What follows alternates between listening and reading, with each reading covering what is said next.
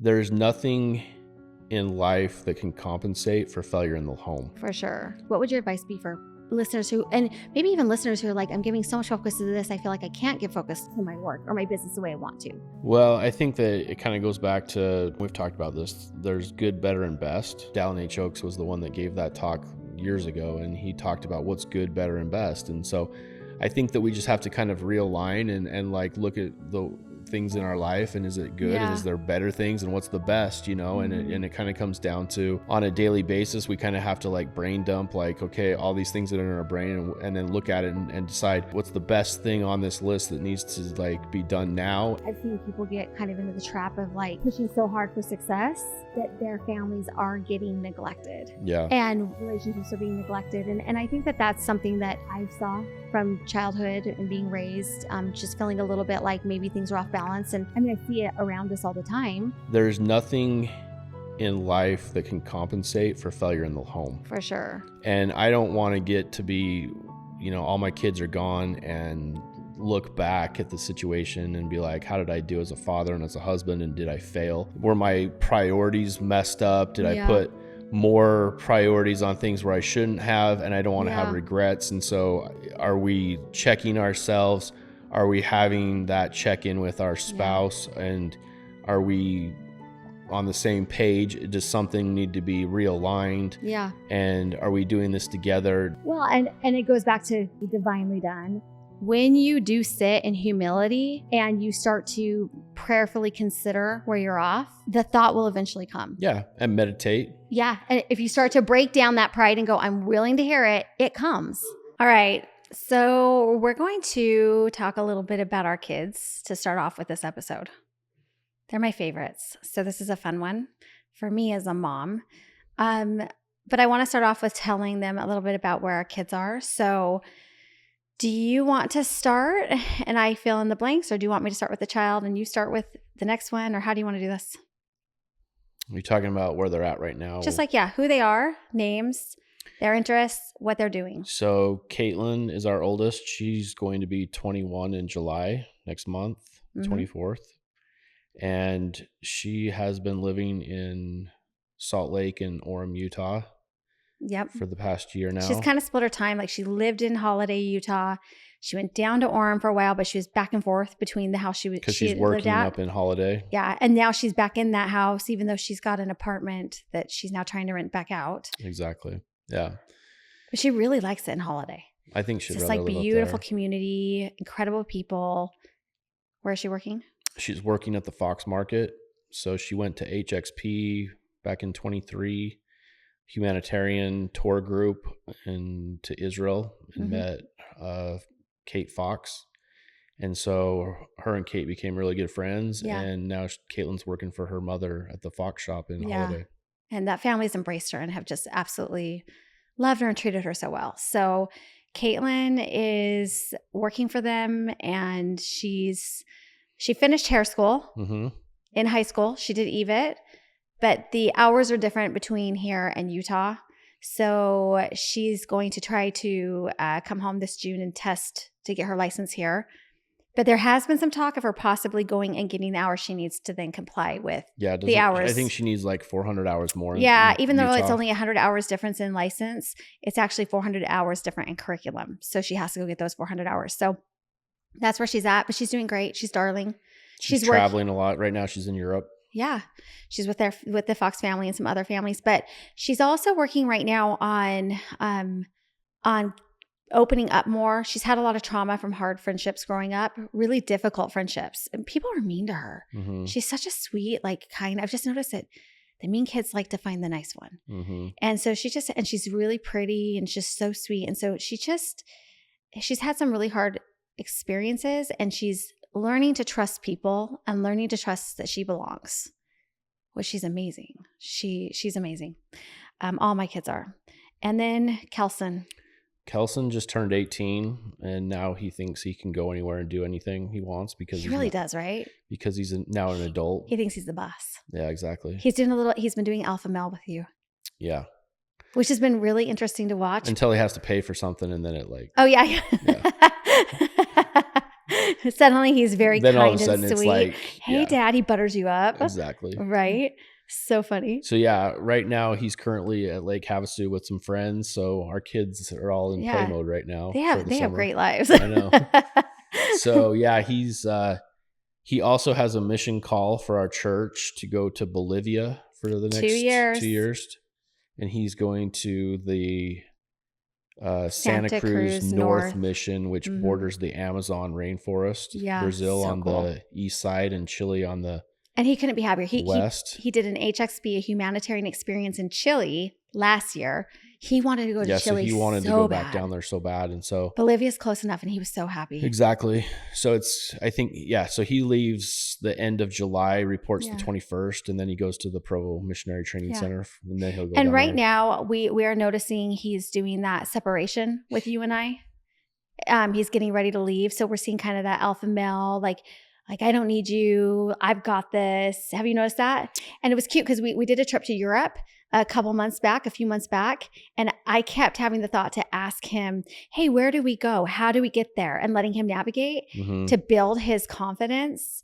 And even for me to have confidence in sending my son to a third world country, Yeah. and seeing how capable he was. So that was a good experience for both he and I, me as a mom letting him go, and him to know, hey, I've got this and people can trust me and I'm a good leader. So that was really fun.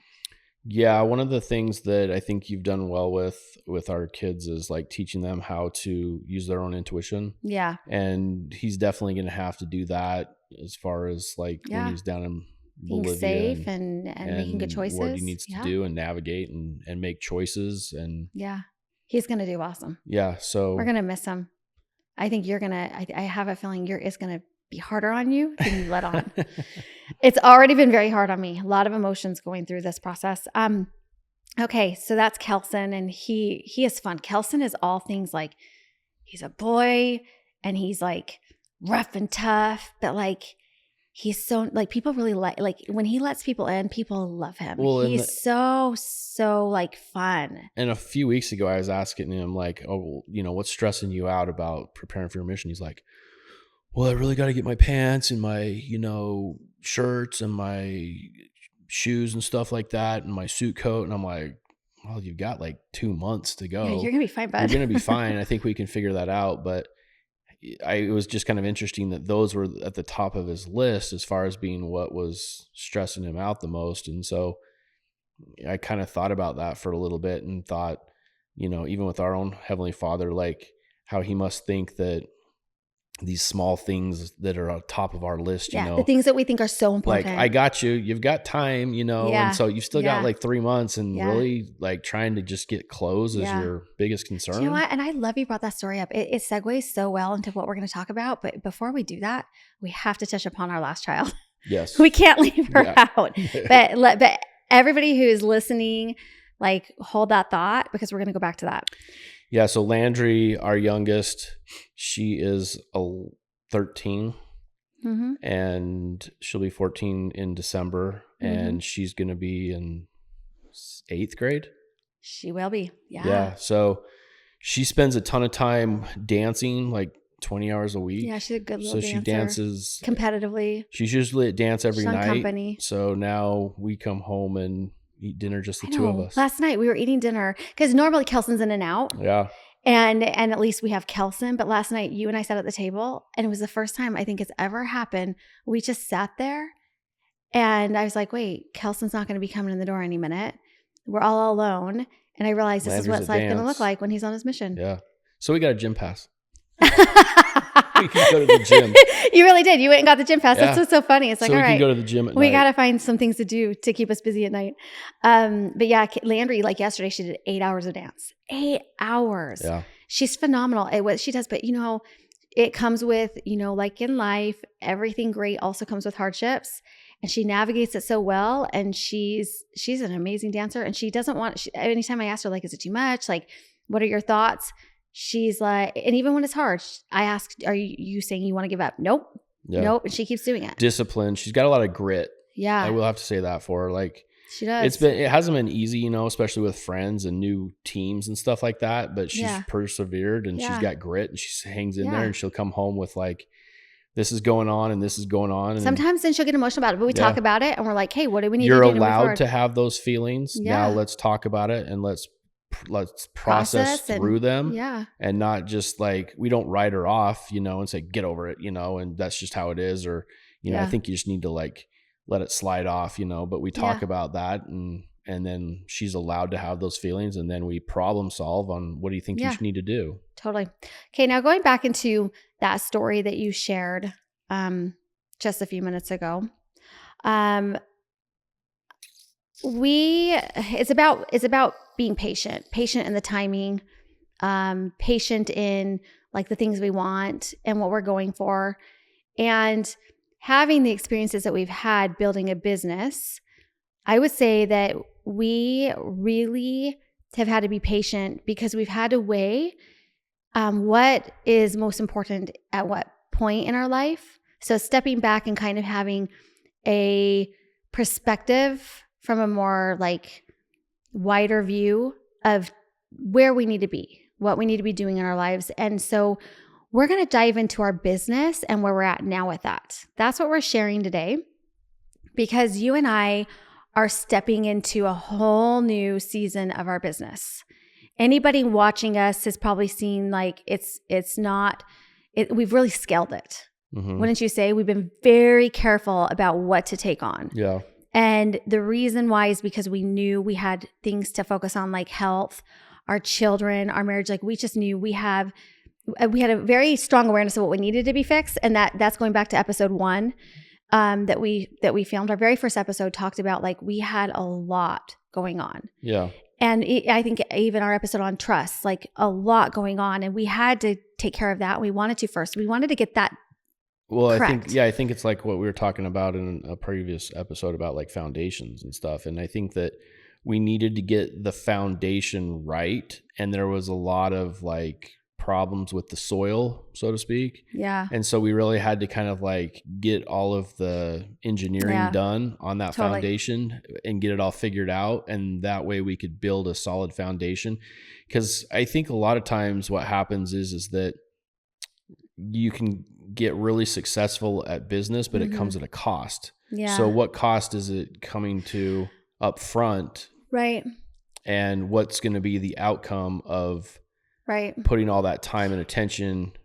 My parents, and you know this, they divorced, and my dad was a home builder, and there was a lot of success. It seems like the downfall came after the success. Mm-hmm. And I do feel like the foundational pieces were not in place. Yeah. Things they needed to be healed, and they never got attention. And I think that that's probably why we've done this differently. I've seen people that are very successful, very young, right off as builders. Mm-hmm. And I have put our emphasis more on, no, I want to get our marriage right because I want to stay married to you forever. Well, and the other thing too is you can make a ton of money up front, but then you can be spending a ton of money on therapy for your whole family later on in life. Yeah. So it's kind of pick your hard, do you want it to be hard in the beginning and you get the foundation right? Yeah. And you do everything and scale it the right way? Or do you want to focus everything on making a ton of money up front? And I think too, it's like trying to deal with our children's traumas while they're younger and fix them so that they're not older. And when they're like 30, 40, they start to realize, why is my life functioning and out of balance and what's wrong with it? And then they end up, let's say you get a child that ends up figuring out, I need to go figure this out. And then they realize so much of this was the neglect my parents had for me. Yeah. So I think that like there's been a really interesting like narrative in our life that we've ran is we won't go very far until we get this correct. Yeah. Would you say that's true? Yeah. And it's like we talked about in previous, episodes, as far as we didn't want to deal with a divorce and we didn't want to give up on each other. And so we wanted to figure that out, and that took time. And we wanted to find abundance the right way. Exactly. Which was in a variety we were putting of ways. A lot of time into that. And whereas we weren't putting it so much in the business, and we had to spread it out and evenly spread it out. Okay. So what would you say, created, because now I feel like our kids are in really good places. Would you agree with me? Like in terms of like their emotions, their feelings, like even the little things that they're going to have to work through. I feel like our kids are now like Caitlin. She was here a couple weeks ago and we were a little frustrated about some things and had conversations about it. And then we realized she's already been thinking about this and processing it. And then she's working with somebody to process through that. And she even, recently was like, hey mom, I've been thinking about this and this and this now. And I'm watching her process through it, which is so cool because I feel like, man, that was my ultimate goal, was to get my children to a place where they can start resolving conflict on their own. They can start getting answers on their own. And then we're just more of a sounding board at that point, rather than navigating them through healing and navigating them through their emotions. Instead, they're now capable to really figure things out.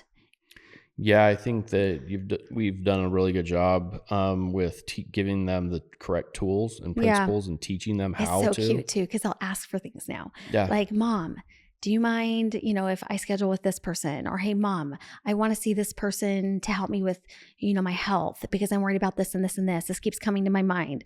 And it's so fun to see, right? Yeah. Well, and especially like even with Kelson, like with dating and stuff, I think he's kind of like looking at different girls, because he's such a dater. I know. You mean he's from the perspective of dating? Yeah, he's just kind of like looking at it like, okay, yeah. Are they healthy? Are they toxic? Or is there toxic, patterns there? Like, are they positive? Are they joy to be around? So he's looking at them from that perspective, as far as like, not just going out and dating anybody. He's looking at like kind of the long game, and kind of like, okay, I don't want to spend my time with someone that I'm not going to really enjoy and love. I don't want to spend my time with crazy. Yeah. Awesome. So yeah, I feel like it's taken a long time to find that balance, but I look at our kids and I'm like, they're awesome.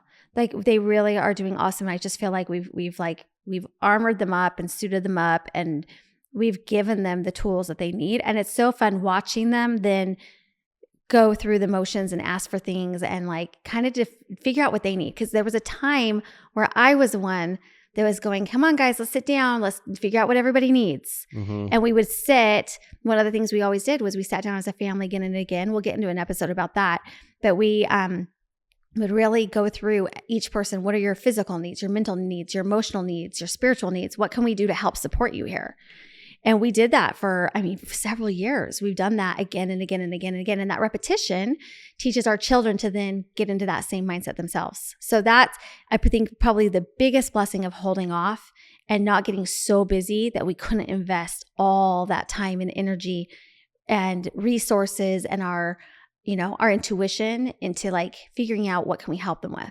Would you agree? Mm-hmm. So it's pretty awesome. That's true. Okay. So moving forward with our business, where are we at? Like, what are we doing? Like, what's happening? What has happened? Well, right now we're working on our new home, where we thought that was going to be on a different lot, but then we ended up on another lot and a different set of plans on that one that we're redesigning. And then we're actually expanding over into doing more in the Paradise Valley area of Arizona. Yeah. Higher end luxury custom homes where we can spend more time on the details and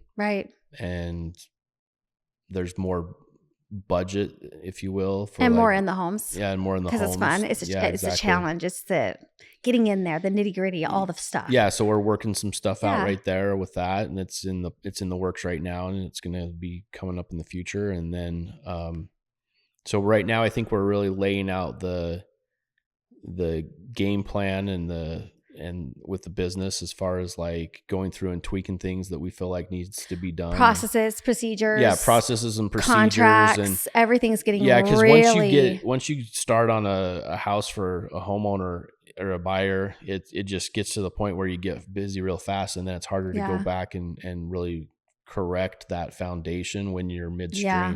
So really making sure that we're getting those processes really dialed in with our clients. Yeah. And so they're guided. It's once again, like you have to give boundaries for them to feel safe with them. Exactly. And to also respect you. We just finished up a project. And so this was a good time to just go back and kind of tweak a few things and iron it out a little bit more and make it more user friendly. Our system and our process is so that they can see what they can expect. And so also I think marketing is a huge thing. Like we really want to put more of an emphasis on marketing and what we're doing there. So making sure we're educating people more, that we're sharing more. I think going into our home, I think that's going to be probably more of the designly done. We're going to be not only doing this podcast, but then showing some of the things we're doing within our home and creating more within our home and sharing that as well. So there's a lot of fun things. It's kind of the business side is really pushing that along with more of a lifestyle side as well. Wouldn't you say? For sure. So yeah, the design side of things, the interior design, and the furniture side of things as well. Yeah. So yeah, we have a lot going on. Furnishings, decor, home. So that's pretty cool. Okay. Let me see.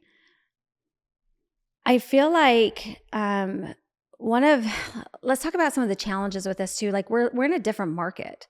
We're in a market where long gone is the day that like people just hear about you word of mouth, right? Mhm. I mean, do you remember how business was always word of mouth?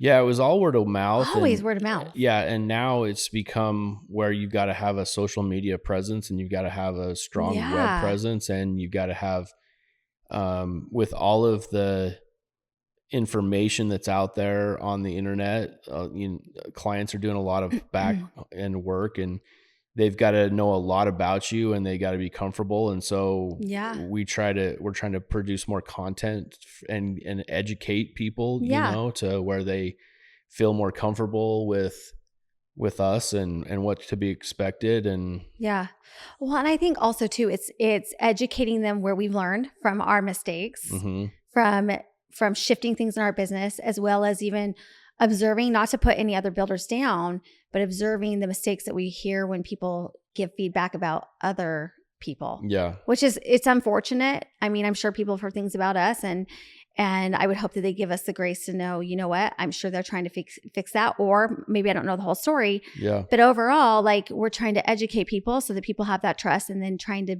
build something different. Yeah, right? I think one of the biggest things is transparency too. Yeah. So there's a lot of processes and procedures, and there's a lot of information and a lot of money involved. And so the more that we can be transparent with everything that's going on with the build process, then we're creating a trusting as well with our clients. Right. Okay. I love that. So tell me about our marriage and business. Actually, it's funny. I have had people ask, like, how do you work together? Like, do you get along? Does that cause a lot of problems? Yeah, that's a good question. I think it's been interesting in the past, 6 months since we sold the house. I've been working out of this house. We have an office, but because we've been going through and changing things with the processes and procedures, then it's been a whole lot easier for us to work in the same environment at home. Now with Summer being here and Landry out of school, I think we're gonna have to change things up a little bit and go back to the office. Now that we're moving in this direction. Yeah, we're moving in this direction, but I think that it's made it so that we can have more open dialogue and more discussions and with the procedures, and we can work together in the same environment. Yeah. I think even going back to like the reason why I got involved with this whole thing was because I really wanted another baby. Do you remember that? Mm-hmm. I wanted another baby so bad. And I was like, we're going to adopt. And we put forth all this effort. And I remember one day the thought came, tell him that if he helps you get another baby, you'll help him with the company. Mm-hmm. And so you were like, okay, game on. And it was so cool because true to how good you are, you ended up going to, there was like, we had to get certified to adopt. Mm-hmm. And do you remember we had to go to this conference and get hours in education, and you had to be interviewed, and it cost money, and you did it all. And I remember thinking, man, like I have to show up for him. And so it got me involved, and little did I know that like my body was done. I was not going to have any more kids, but it created this whole new shift in my life that I would have never imagined. I think I was just like, even though going back to dating, we had like talked about houses and all like that was one of the first things we did our first date was we talked about houses and we loved it. But what's funny is we kind of let that dream die as we got into marriage, right? Mm-hmm. And I think that was God's way of pushing me back into doing something and investing myself in something other than my children. Because my children were my everything, and then everything kind of fell apart. And it was so funny because the timing, even when I wasn't feeling great and I was still really struggling, he pushed me in at that point. And I think it was to start getting my mind off of things and to start putting a focus where I needed to go. Because again, it's like going back to, we have a lot of things to balance and juggle in our life. And sometimes we can get hyper-focused on one thing. And this was pulling me back to, there's something more to be done. Yeah. And so I got involved in the business. And I would say that the beginning was probably the hardest part. I think that was hard just because we didn't know how to communicate. We were still learning how to communicate effectively, how to have more patience. Yeah. And I think that even I can remember when we were building some homes, there's like 4 of them we were building at the time. And you were coming to the job site and you were kind of like questioning, like, well, why are they doing it this way? And why are they doing that? And I can remember I was like, that's right. I did that. It was like nails on a chalkboard. I was like, oh God, this is going to like take a lot of patience, and like for me to like, and that's when I was like, by the time I'd like explain it to you, I could do it myself, Yeah, And but wasn't it good that you did teach me? Because look at how much I know now. Yeah, exactly. It was amazing. And then we started getting into more complex homes, and that's where the design, interior design comes in with these custom homes, and how you have to have an interior designer involved, because when you have a set of plans and you give it to a builder, they're kind of in the dark until they've got to go to there's 2 people that can explain this to them, and that's the architect and the interior designer, because those are the 2 that have designed this home. Yeah. And so you can't expect the architectural designer to know how to tell the builder all about the interior design. It just doesn't work that way. And the homeowner doesn't know unless they've got a background in interior design and know what they're doing. Then, but also too is you also need to have, like, as a designer, you need to know a lot about construction too. Yes, you do. Yeah. And I was so lucky because my dad was a home builder. Yeah. And I was around it a lot growing up as a child. And then I heard a lot in the years that you were working without me in the business. And my mom did a lot of interior design. She had a store. So I learned a lot. I had a lot of background. Yeah. And well, in our last house, give you a background on that. We were out in California, I remember, and Ashley had like, the last house we built. Yeah, the last house we built for ourselves. Ashley put all this.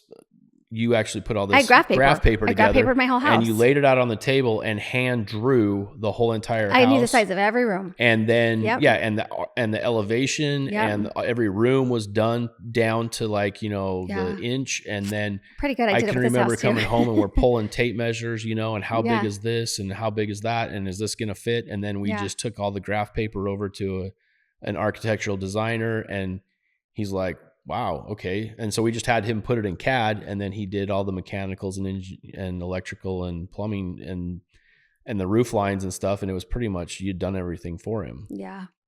So it was fun. It was a fun process. And it was fun doing it this last time too. It was faster this last time for me. I don't know why. It was so much easier. Yeah, you're getting quicker at it. And so I'm so good. Really the only thing that you don't know how to do is CAD. And so if you knew how to do CAD, that'd be I know. You could have a whole I'm so tired of learning profession. stuff. It's so funny. I realized that in all of our episodes, I have not mentioned anything about what I've learned. And I'm like, we're just speaking as if we know, but like, man, I'm almost tired of taking classes. I went to school for marriage, family, human development at BYU. So I went there, and then I went to aesthetic school, and then I learned cranial sacral therapy, and I know design. And so if you look at our generation, Gen X, we are the last generation that remembers what the world was like prior to the internet. Yeah. And computers. And it wasn't around when we were kids. And so everything that we know today, we had to learn new, like everybody else did, like the rest of the world. So when I came home from my mission in 97, everything had changed to the internet. There was no internet when I left. And when I came home, it was all changed. Yeah. So how does that make us more special? We know how to adapt and change and learn and grow. But the kids these days, though, what they can do with cell phones and apps, it's phenomenal. Yeah, that's true. And honestly, they have more confidence, I think, than we did. Yeah. Because they see people having confidence, and they're like, well, that's how you do it. But back to like you learning stuff. Yeah. I mean, ever since college, it's like been an evolution of learning new things. And but I draw the line at CAD. I'm done. I'm done. Well, now with AI, you should be able to just I'm learning how to podcast right now. That's we're like right in the throes of learning programmers and CAD and everything. It's going to get to the point where you can just tell it what to do and it'll do it for you. So funny. AI is going to just do our podcast for us. Exactly. Yep. Okay. So I'm trying to think, what are some other, do you have any other thoughts to share? I mean, we basically been talking just about, it's going to be fun. I think for us now that we have Landry, completely just doing dance. She's at dance. And I got to adjust. Wow. This is getting uncomfortable. This couch. We need a new couch. But anyways, Landry. I'm not even going to respond to that.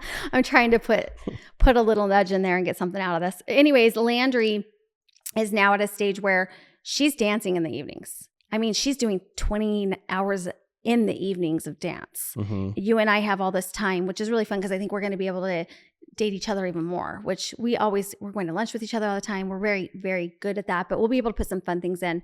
But with business, it really does open up being able to get a lot more done because we've had kids. Well, and what our audiences don't know is that our kids, our oldest two, had their last senior years. They were home by 11 o'clock.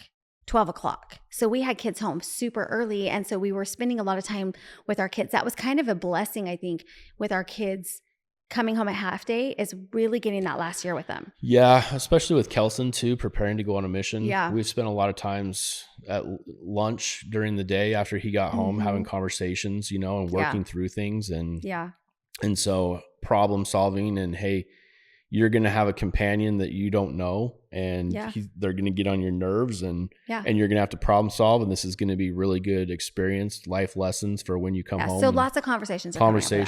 So this is my question. Moving forward, what do you see a day looking like in our lives? Like, have you thought about this? Because it's shifting. It is changing. We're slowly becoming more and more of an empty nester, but it shifts everything for our business. And what do you foresee it shifting? I think that we're going to see it shift into you or us having an office large enough to accommodate the interior design and the build. Because we were doing it out of home before. Yeah, in one location, and half the office is interior design, half of it's the build side of things, and then we're in an office environment and pushing on our podcasting, on our social media. Yeah, I can see it all happening and taking place out of the office instead of, our last house where we were doing the majority of it out of there. And it was nice to have it's nice to have a house like that's your own, that you can use. It kept us present, and we were scaled down where I didn't need anything more than that. Yeah, and we used that house as a model home. As when people would come through, we'd walk them through it, and they could see different, surfaces. Cool. And I had designed the house like with different thickness of countertops. Yeah. I had done it with different lines of cabinetry. Yeah. Different appliances, usage of things, like cheap tile and expensive tile. Fireplaces. Like it was really cool. It was a cool concept, and it worked for the time. Like, I didn't realize, looking back, it did work. It worked as a model, and then that people could tell like what type of materials they want to put in their own house. And so. Okay. So have you ever felt a pressure to keep up with other businesses? And do you still? Like, where are you at with that now? Yeah, I think, I really honestly think that when somebody's an entrepreneur and they're a business owner, that's just how it goes, Yeah. You're going to feel that pressure. You're always going to feel keep up with the Joneses, so to speak, in the business world, and so you just have to do it with caution. And I think you have to kind of pull some of the emotion out of it. And like we talked about, we're scaling in the right way. We had intent, and we were intentful with the way we needed to do it. Yeah, there's intent. And learning to be okay and at peace with that. Exactly. And we wanted to scale not as fast. And that is one of the things that I had read about in the past, as far as like some companies that grow too fast can grow right out of business, and we talked to some people last week about that, where he was taking to market a product on Amazon, and if he sold out of it too quickly, then Amazon would blacklist him because it took him 3 months to get his next supply. Yeah. And it just grew too fast. And so see those kinks, like we've been spending a lot of time working out our kinks for our business, and moving forward, it's like, this is awesome. Yeah. Like, a lot of our kinks are going to be gone at that point. Exactly. And if they are, like, we'll catch them quicker. And the other thing too is we have gone from like all these different markets. Like, we first started in subdivisions and multifamily, and then going into custom homes or semi-custom homes, and then more custom homes, and then luxury custom. And so I think it's kind of just grown into the next phase of it. And to get into the phase where we want to be takes an incredible amount of back end work, because it's the highest end market there is in what we're competing in. I agree. So moving forward, I feel like this is a really fun question to ask. What do you see our business looking like in 5 years? Because we've scaled it till now. We're still in the process of doing some things, but really like it's going to start, the momentum's going to pick up. But what do you see in 5 years from now? Let's try to like guess it, maybe manifest it. What are your thoughts there? Yeah, so I think we're probably going to be, I know we'll be doing more spec homes. I love those. Yeah. Easier, so much easier. Have like 3 No to 4 going emotions. at one Yeah, time, no and emotions then with take clients. on one, maybe one To two custom builds with clients. yeah, builds. Yeah. So if those clients are a good fit for us, I Yeah. think that when you're looking for a builder, you definitely want to make sure that the builder is the right fit and the client is the right fit for the builder. Right. You know, your expectations might be different, their expectations might be Right. different. So you just need to make sure that when you're interviewing builders that expectations and it's going to be a good fit. Yeah. Well, and I think also too, like you and I have talked about some other projects. Like they're more of the like, we're going to keep those in our back pocket because we don't want to talk about them. But we've talked about some projects we want to do and some things we want to expand into. But I do think that it's going to be fun for me to see how we grow our social media presence in terms of like Designly Done and more lifestyling and sharing more about the growth of our business. I think that's going to be really fun. Yeah. So I'm excited to see that and just to see, I don't know. I think, it's always fun to see your numbers grow, but I think it's going to be fun just to see us evolve more than anything. Like, how are we going to transform over the next few years in terms of our social media? Yeah, I think the biggest thing that we're going to be focusing on is intentional content. Yeah, for sure. And taking from our foundation those tools that we've taught our children and kind of putting those out there. Yeah. And helping people with the things that they well, and I also think sharing the things we love, like traveling, we're now getting into that and we're learning things as we've traveled. I think that's going to be a big one. Yeah, definitely. I think we could be talking about Israel real quick and like the things that we learned about Israel. More of our interests as we're shifting into like having a family where we're all living together to children away and becoming a little bit more empty nesters, what we're doing in our marriage. I think we're going to share more of that too.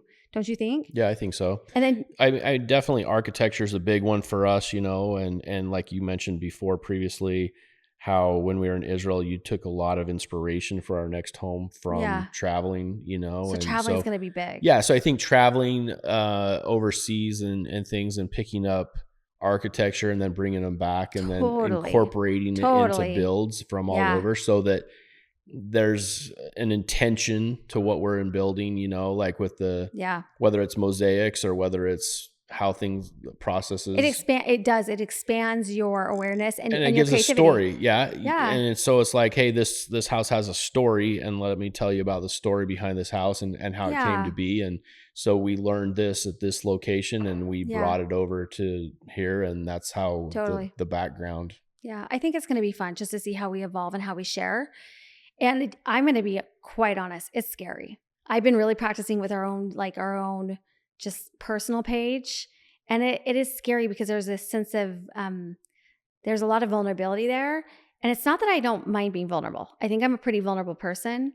I think more for me, it's getting out of that space of feeling judged or feeling like people aren't going to like me. And I'm starting to realize it doesn't matter if they do or don't. Like, who cares? And the ones that I'm are not going to judging, live my life they're the less. ones that need to figure out something else to do with their life. And they need to find go, their own happiness. Yeah, they need to go live their own life. Absolutely. So I think that's going to be fun. I think that it's very much creating something more than just we build houses. Yeah. Something much more. I think to you and I, building houses are fun, but really like we wanted more. I don't think that we would have just been satisfied with building it because we've done that for years. No. And it's just like, yeah, that's great, but we wanted more. So that's what's kind of exciting. I think that we couldn't have done it until this time of our life just because of, like we said, the focus we were putting intentionally into our marriage and our children. Yeah. And healing. That's going to be something fun too, is sharing a lot about our healing journey and the things we're doing, just to physically stay healthy so that we can do the things we're doing. It takes a lot of time and energy and a lot of hard work. Mm-hmm. So we have to take careful of our minds and our bodies in order to do it. Yes. So Would you? I would agree. Yes. I like when you answer me that way. Like, yes, ma'am. um, I think that one of the feelings I have felt, like I remember it for a time, like we talked about maybe doing, like, do you remember when we talked about like the term the well-rooted life? Mm-hmm. Do you remember how we're like, what if we named something the well-rooted life? And I think for a time I even put that on my Instagram page and then kind of toyed with it a little bit with the logos. And it's so funny because I realized over time, I think we came up with Designly Done because it incorporated more of like design and being creators. But it's funny because I really feel like it hasn't been until we've been well rooted in our life that we're now ready to go into expansion with our business. Yeah. Once you get the foundation right and you have a sense of direction and it goes back to building, everything that we do in the building industry is intentional. You can't build anything without a set of plans that has to go through the city and the HOA and so everything is with intention and it has to be within those what you've already planned out, and we're planning that out, and now we're starting to go into the execution of those plans. Yeah. So with anybody that is not a builder, I mean, everybody has a place to start. Wouldn't you say? Like everybody has something that could be healed or looked at. And in terms of like our business, like let's say, I mean, people have to understand like business is important. Making money is important. We have to have that to provide for our families. But what would your advice be in terms of like scaling back a little bit if you necessary and waiting and being okay with waiting? Like what would your advice be for listeners who, and maybe even listeners who are like, I'm giving so much focus to this, I feel like I can't give focus to my work or my business the way I want to?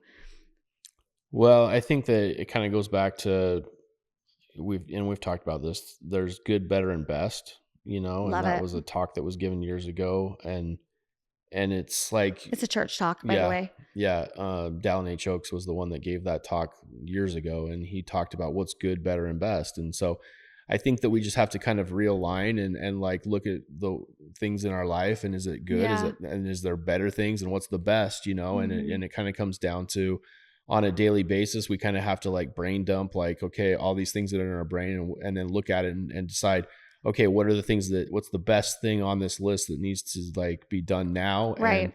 Because we live in a world with a ton of distractions, with social media and everything around us. And so what's the best thing that we can be doing and refocus? And if we need to refocus we do need to refocus on a daily basis. Yeah. Well, I've seen people get kind of into the trap of like pushing so hard for success that their families are getting neglected. Yeah. And relationships are being neglected. And I think that that's something that I've saw from childhood and being raised, just feeling a little bit like maybe things are off balance. And I think that, I see it around us all the time. Yeah. And it's not to judge, but I think it's just that our message is your kids are little once. Well, and I've always kept this in the back of my mind where there's nothing in life that can compensate for failure in the home. For sure. And I don't want to get to be, all my kids are gone and look back at the situation and be like, how did I do as a father and as a husband? And did I fail? Were my priorities messed up? Did I put more priorities on things where I shouldn't have? And I don't want to have regrets. And so no success in life can compensate for failure in the home. Yeah. And so are we checking ourselves? Are we having that check-in with our spouse? And are we on the same page? Does something need to be realigned? Yeah. And are we doing this together? Does one person feel like they're... Well, and it goes back to divinely done.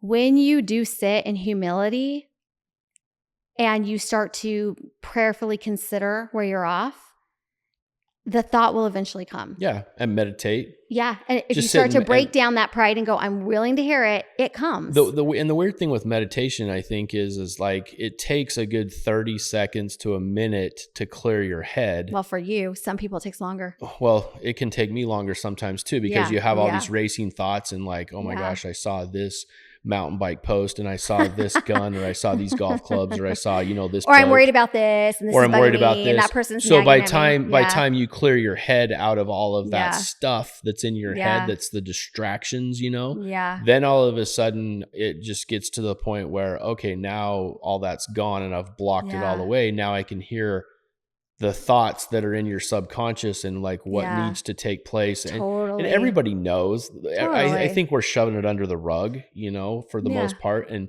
it's the elephant in the room that we don't want to look at. And we just kind of keep kicking the rock or down we the naively street. think isn't there. But if you were to get really still, get really quiet, shut off the distractions, start meditating, getting into those practices, then it's going to happen. And what's really cool is we will do an episode in the future that, and probably several of them, about different things you can do to start slowing that mind down, stop those racing thoughts, and get those into advancers so you can start working on things. Well, and the other thought that just came was, and we had this conversation this past weekend, is we live in a world with so much information on the internet with AI. Oh, so much. And I think a lot of times we go to the internet for every single answer for everything. Yeah. And then we start listening to the wrong source, and we got to be careful about what source that we're actually listening to. Yeah. Well, even some people can give terrible advice. Yeah. There's a lot of bad advice out there. Unhealed people usually give unhealed advice. And the funny thing is a lot of the therapists out there that mask it as they've got their stuff together and they're giving advice. Yeah. I mean, and they're all doing their best with their training they have, but truly, like, you have to be careful. You got to make sure that you are getting advice from the right people and the right things, and you got to be careful. And I think that's, your intuition is powerful. It is so powerful. It can give you incredible ideas and thoughts, and it can guide your feelings in ways that are exponential, but you just have to learn how to slow down and get that. Yeah. And I think also that if you just, couples, if they would stop looking for outside sources to get their information from and just go to each other and start talking about it and meditating together and figuring it out together. Yeah. They would solve a lot of their problems versus getting somebody's opinion that doesn't know all about your circumstances. Right. Okay. So this is a question. We have a couple more questions and then we need to wrap it up. But how have you seen us recently use talking to each other and meditating to make decisions in our business? Have you noticed a shift in that? Yeah. I think that we're doing it in the mornings, and we'll sit and we'll get answers and we'll write our lists and we act upon those things. Have you noticed? I've noticed a huge shift in that with us, with our business. Well, it was interesting. Even like when we were in Israel, we were talking about some stuff about where we should live, and should we stay on this lot or should we go into another lot? And we sat there. I think we were on the bus going to like the Sea of Galilee or someplace like that. And we were talking about it, and we're talking about a certain situation, which we're not going to bring up. Yeah. But we were like, is that the right situation for us or not? Is that the right situation? And we finally decided no. We both could feel no. So we both got the answer together, no. And then after that happened, we get a phone call, and it was like... it was the next day. It was the next day. Hey, so-and-so wants this lot. Will you sell it for this price? And we're like, yes. But we also had the terms of we needed a lot to replace it. Exactly. And at that point... And they had a lot to replace it. So it was an awesome lot to replace it. Here's the lot to replace it. So-and-so wants your lot for this price, and we can do the deal all together. But wasn't it cool that we were prepared because we had been talking about it the day before to know for sure that's what we want, because we had already discussed the other option and we knew that was a no. So I think that as we talk about these things and get them cleared out into the universe, and... Well, even things like this podcast, we could feel it's a no, and then suddenly it's like, it's time to do it. Yeah. Like, it's just interesting how it works. It makes it easier when we can just trust that. And it's like you said, it's going back to the beginning. Sometimes we're pushing. But sometimes if you set back and allow yourself, like, look at it from like a further back perspective of, I don't need to push this and force this. What is right in this moment, and you flow through it. I think what really honestly happens is our own inhibitions of us not like addressing the problem and the root problem. We have inhibitions and we just kind of don't move on it. But once we talk through it and get through those together, and you and I believe do a good job at like bouncing ideas and like those problems or those in like, I don't feel good about this, or you don't feel good about that. And we problem solve together, then we can clear those inhibitions that we have about something. And then it allows the gate to open for the next step. Yeah, that. And also, I think we're learning to also be at peace with the timing too. Yes. As we talk, because then we'll Yes. sit there and go, hey, timing feels off. Timing feels off. Yeah, and it feels good. Yeah, because we have a tendency to like rush You and our things. go-getters. Yeah, and it's like, back to like the example with Kelson buying clothes for his mission, and that was his biggest concern. And I'm sitting there looking at it like, well, yeah, but you got 3 months to do it in, so why do we need to do it today?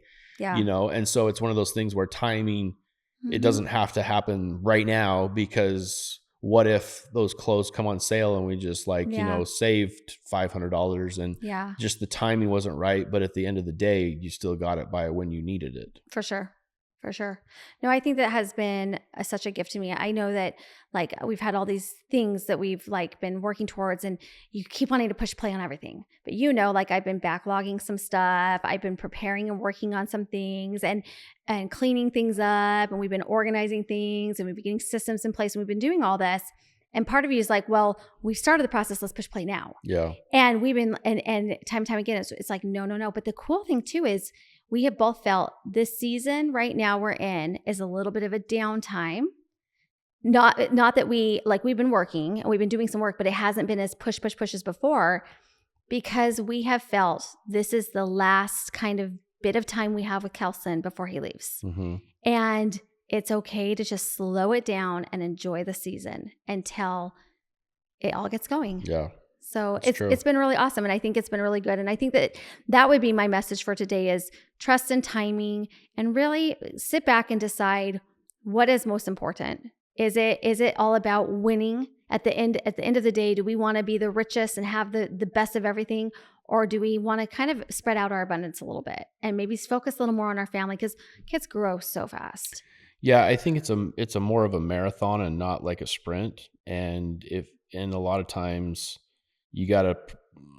It's funny, when I would ride bikes with Kelson, he'd take off in a sprint, and then the next thing you know, I was passing him up, because he like was gassed, after about like 20 minutes, and then you just go right past him. And so I think we have to look at the whole perspective of, hey, this is a marathon and it's not a sprint, and you gotta pace yourself, or else you're going to hit burnout real quick. Yeah. So you can focus on and really be intentional about what you're focusing on and when. Yeah, exactly. And that's really, really been designedly done. Exactly. Wouldn't you say? Mm-hmm. Well, I think that's a wrap for today. Thank you for being here. Thank you. Love you.